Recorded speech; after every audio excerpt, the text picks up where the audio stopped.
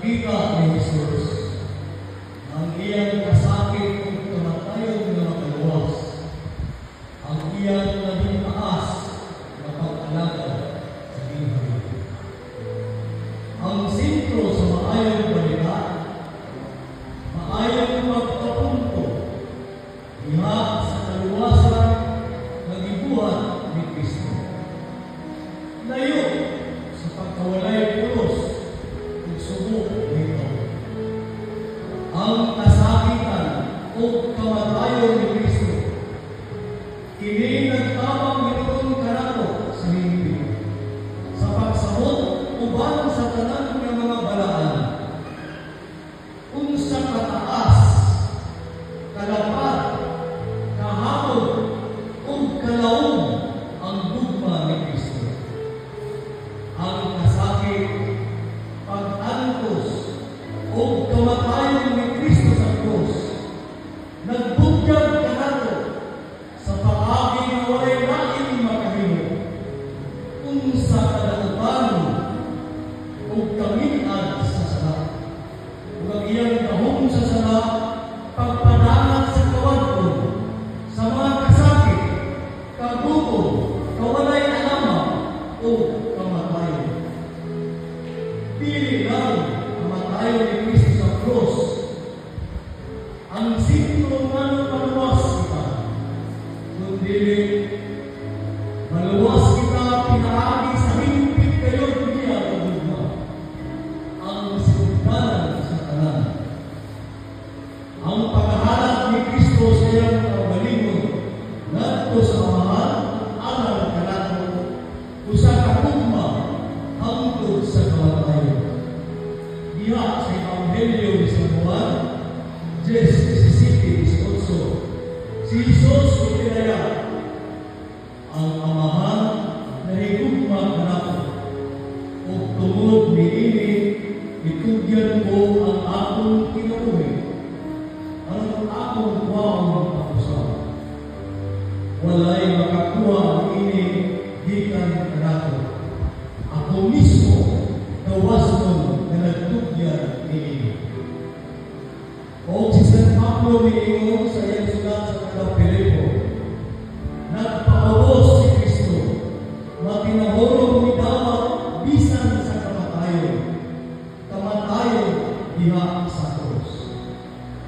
Klaro na diha sa iyang kamatayon, ipakita ni Jesus giunsa niya pagtuman sa kabubuton sa iyang amahan.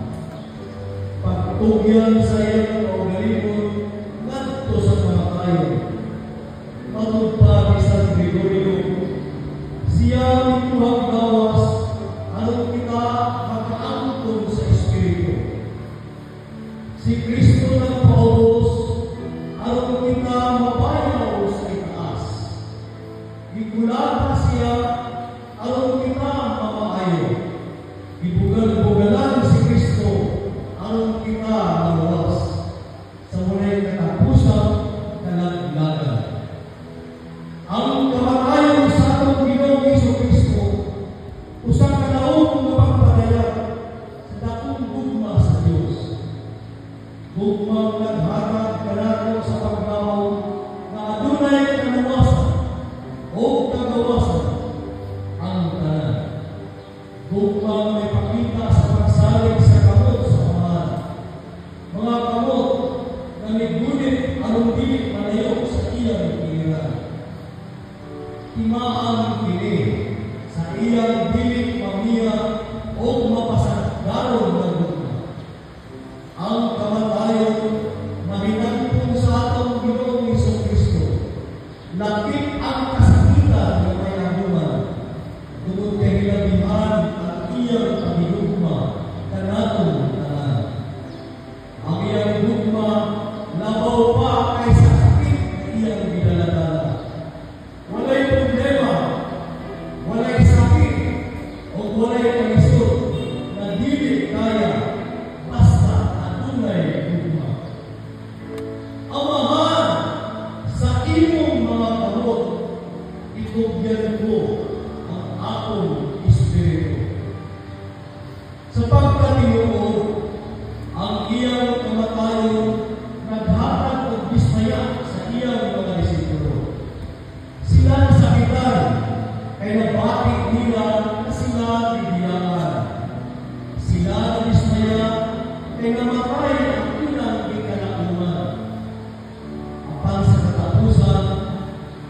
kamatayon ni Kristo mahimong tinubdan sa kusog sa pagtahan sa kaugalingon diha sa pagsayaw sa maayong nga balita.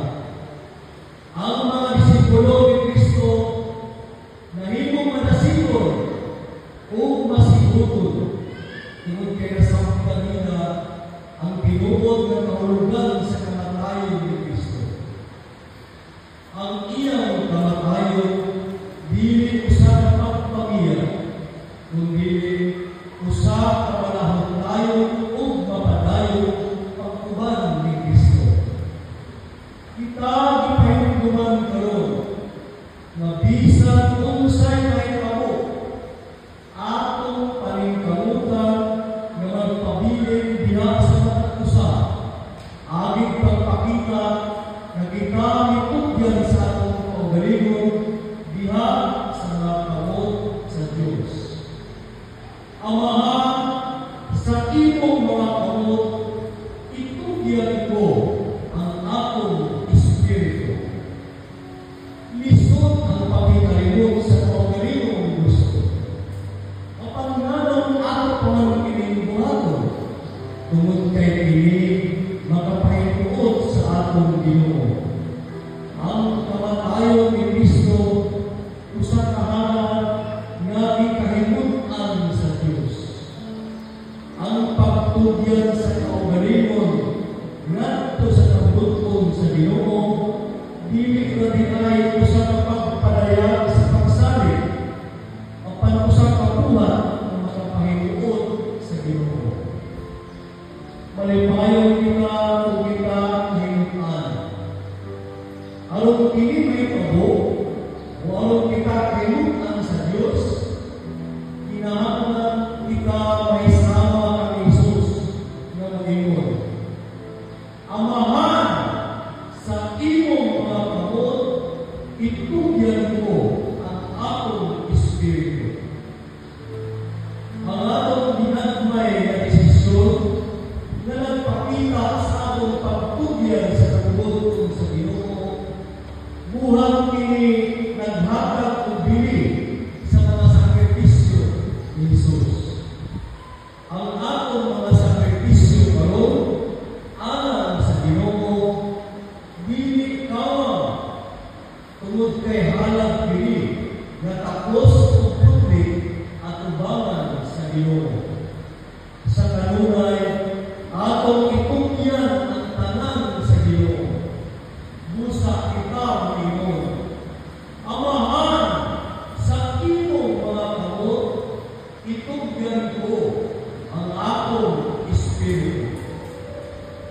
Karon mga igsoon, patay na gayon si Jesus. Patay na gayon ang tumuran sa kaayo ug gugma na mo'y naghatag o pagnaon sa mga dinaon-daon. Nawat ana sa kinabuhi ang tingog na nagsilbing batok sa kasakit, nagsilbing batok sa karisod. Ang tingog ni Kristo nagsilbing batok sa kahapon, batok sa justisya, pagpanuti, kasilan, kagubot, o kadauhan. Nagmadaogon na ngayon ang mga daotang tao sa pagpahilom kanila.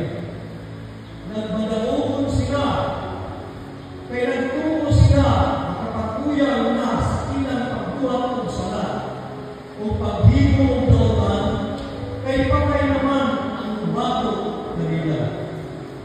O kalibutan na puno sa kahugaw o katamtalasan. Nga naman na imong ipahilom ang tingog na nagsilbit sa katapuran. Magtugot ka baliay na magpadayon ining tanang kabuang aron malipay ka na magsugod na adunay magika. Malipay kawa na magtanaw na adunay gipasakitan. Na unsa ka na ba o kalibutan?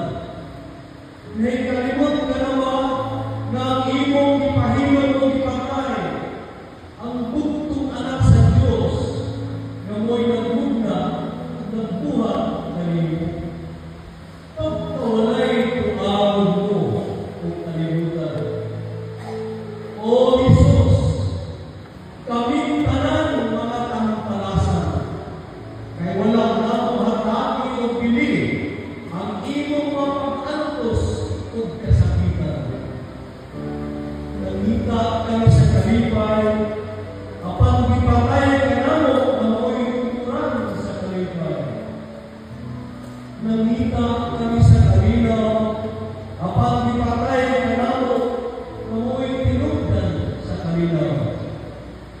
nangita kami sa kapaturan, apan di pahilang kanamo, kang kansa na namin ang kinabuhi, makaplagan kunta namo ang kapaturan.